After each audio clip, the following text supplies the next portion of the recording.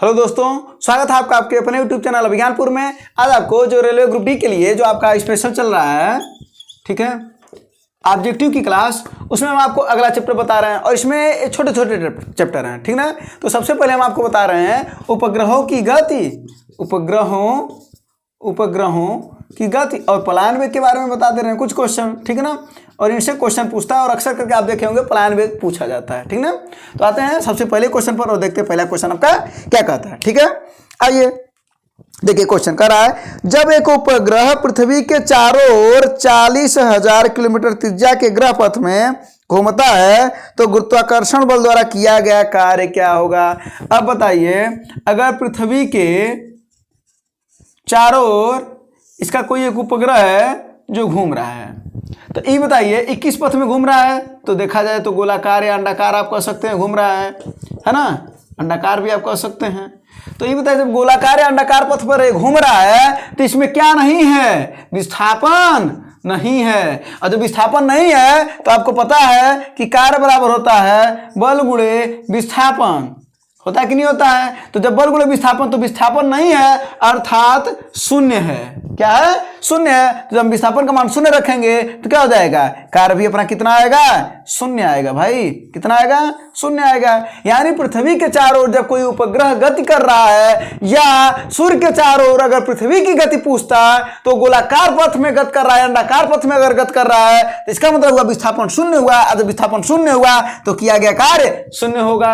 और अगर बात करें कार्य का मात्रक क्या होता है, तो आप सभी को पता है कि कार्य का मात्रक क्या होता है, भाई जूल होता है, ठीक है। और 1 जूल बराबर होता है 10⁻7 अर्ग होता है, ठीक है ना।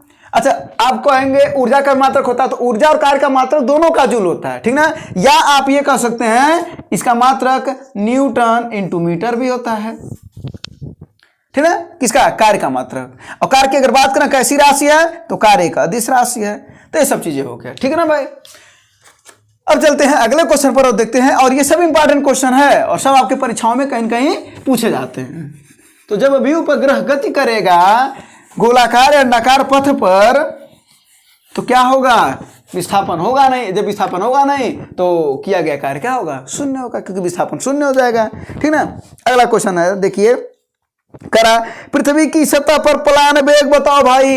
अब बताओ, पलायन वेग का मान पूछ रहा, पलायन वेग का मान पूछ रहा है, तो कितना होता है 11.2 किलोमीटर प्रति सेकेंड। ध्यान से सुनिएगा, 11.2 किलोमीटर प्रति घंटा नहीं, किलोमीटर प्रति सेकेंड। अर्थात 1 सेकेंड में जब किसी वस्तु को 11.2 किलोमीटर अगर फेंक दिया जाएगा तो कहेंगे कि उस प्रकार का वेग पलायन वेग होता है। और वो जो पलायन वेग अगर कोई वस्तु प्राप्त कर लेता है तो वो पृथ्वी की कक्षा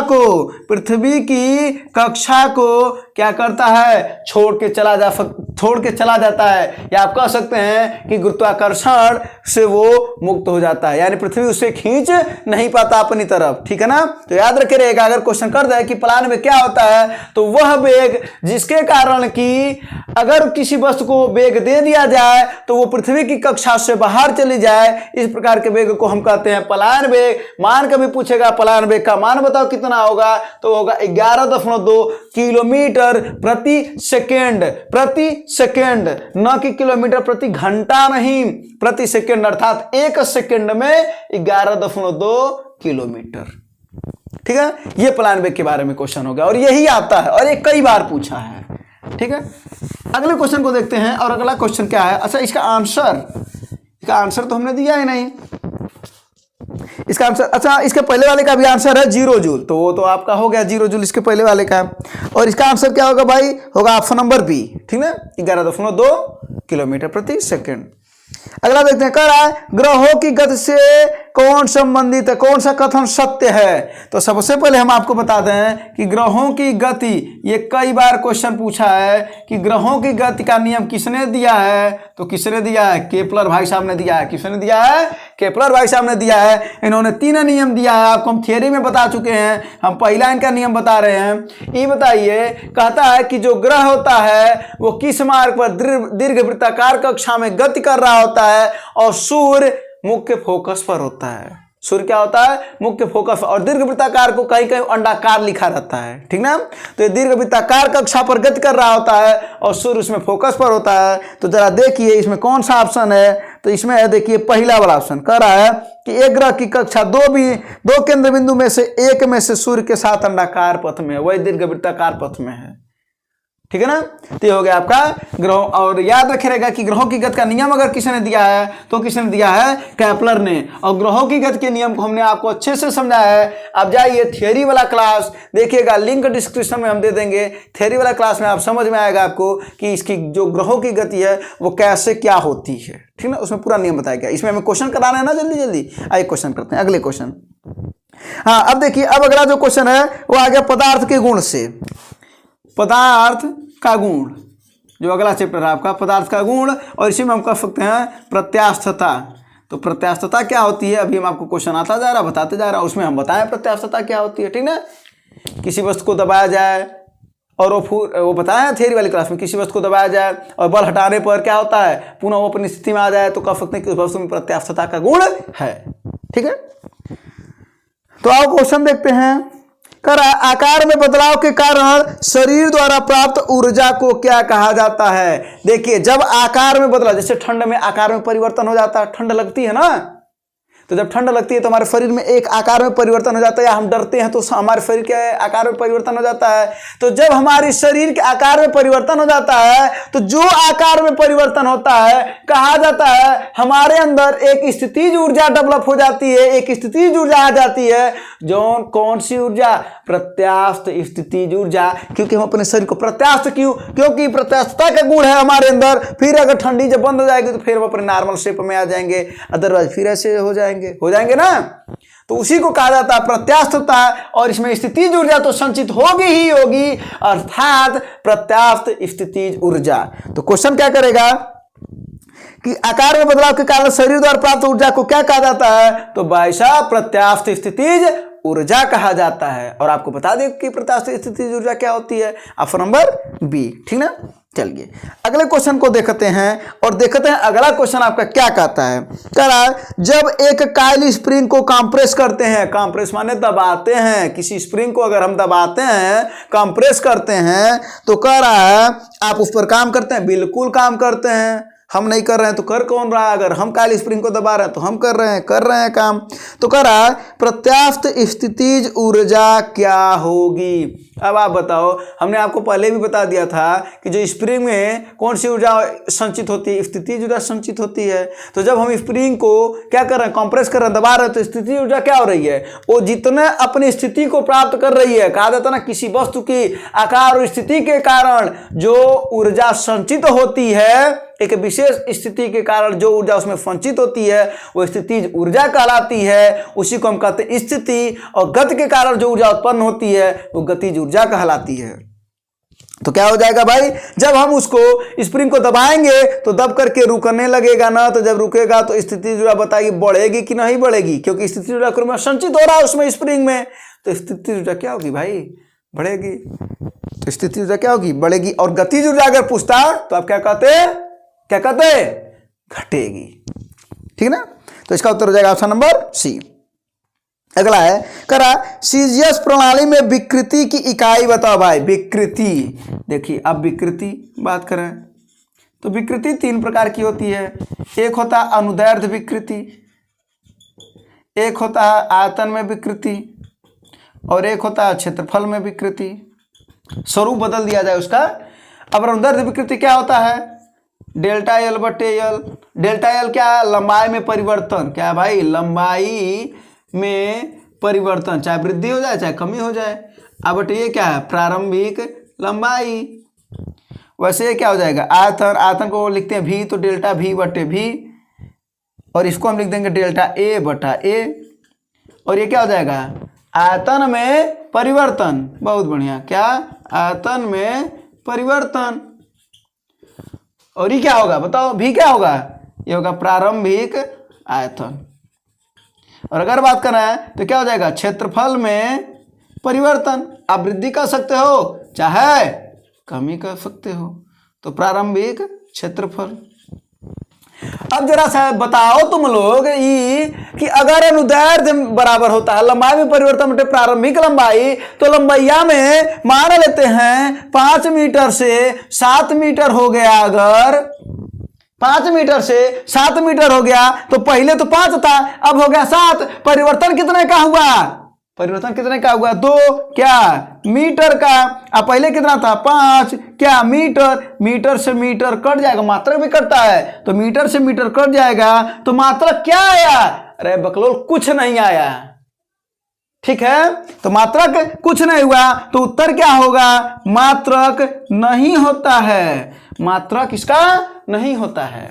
किसका? विकृति का। और विकृतियां 1 2 3 प्रकार की हैं।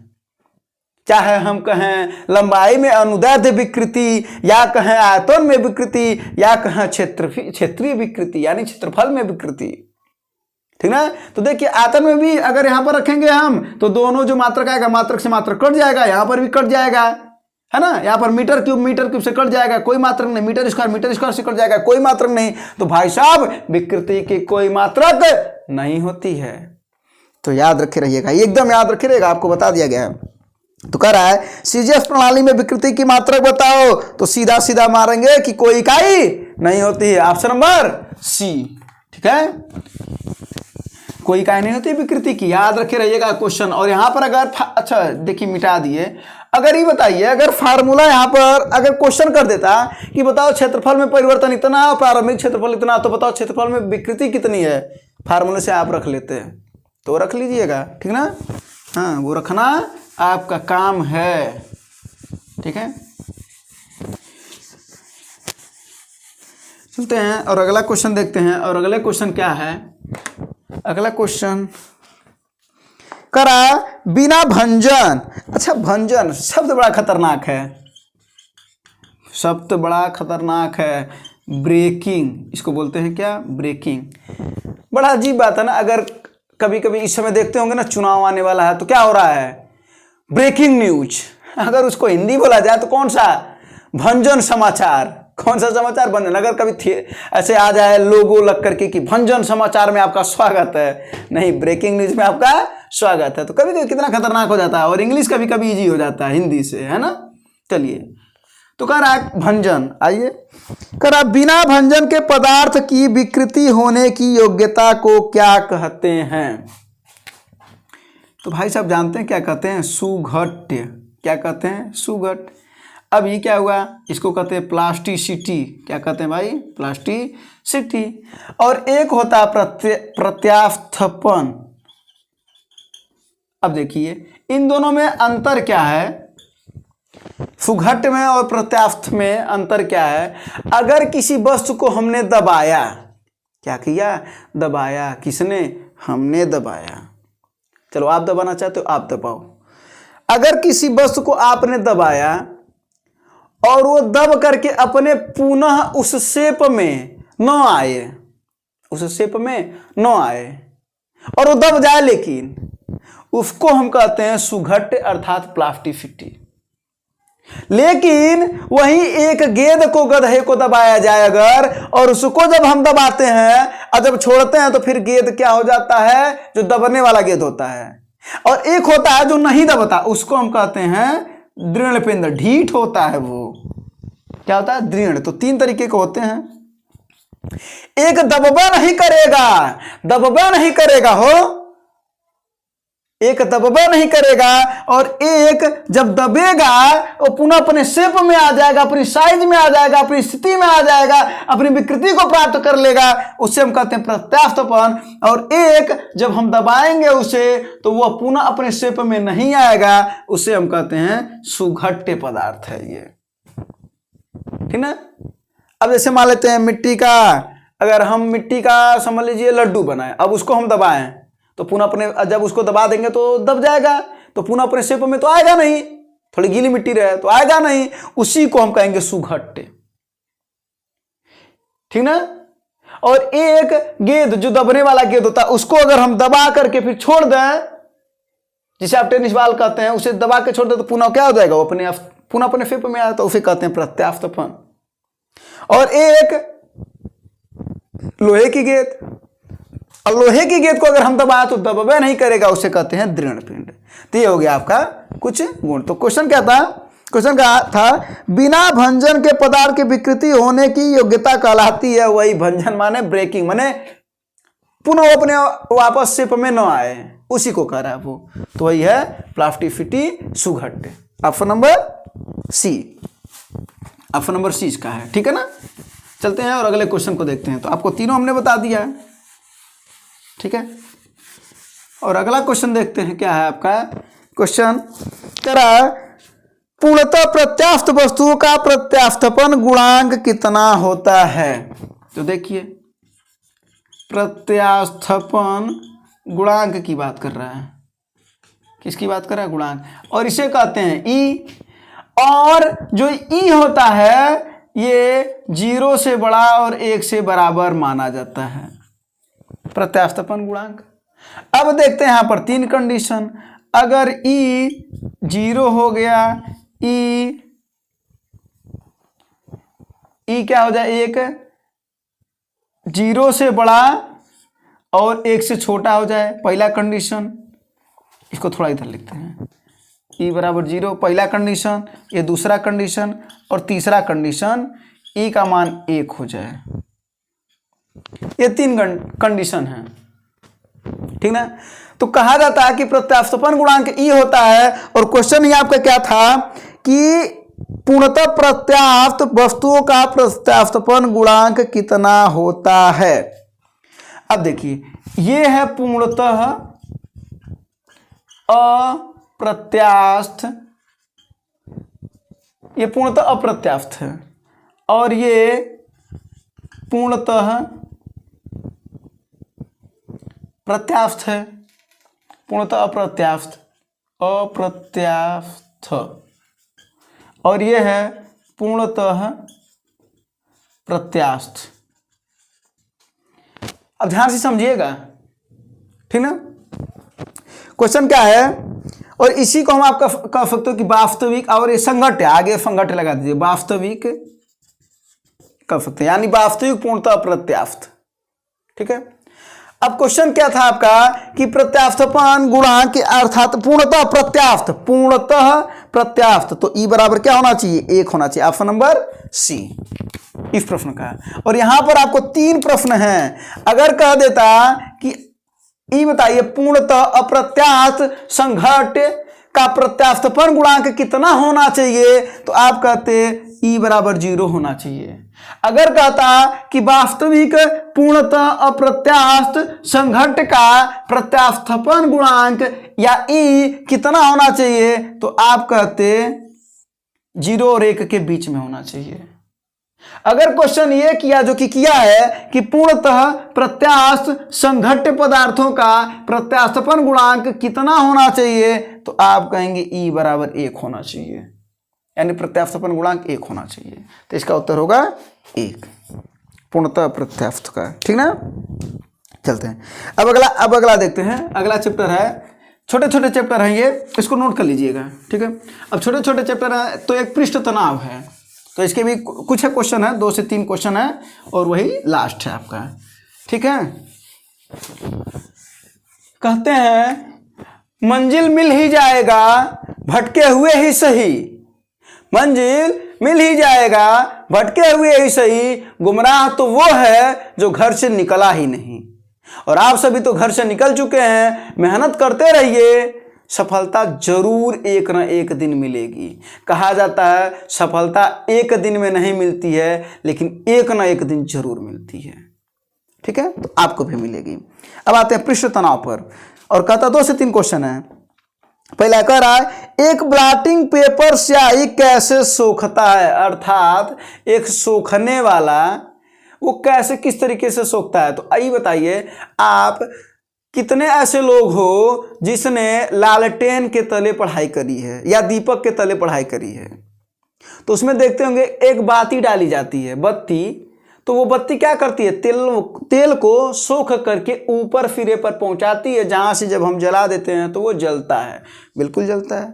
किस वजह से? उसी को हम कहते हैं केशिकात्व का गुण है कि जिसमें इसको ये सोख करके ये पहुंचा रहा है।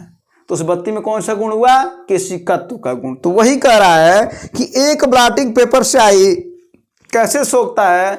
तो कह सकते हैं आप केशिका या केशिकात्व द्वारा। Option number B. उसी को बोलते हैं कैपिलरी। केशिकात्व का नाम है अंग्रेजी में कैपिलरी। ठीक ना? चलिए और अगला देखते हैं।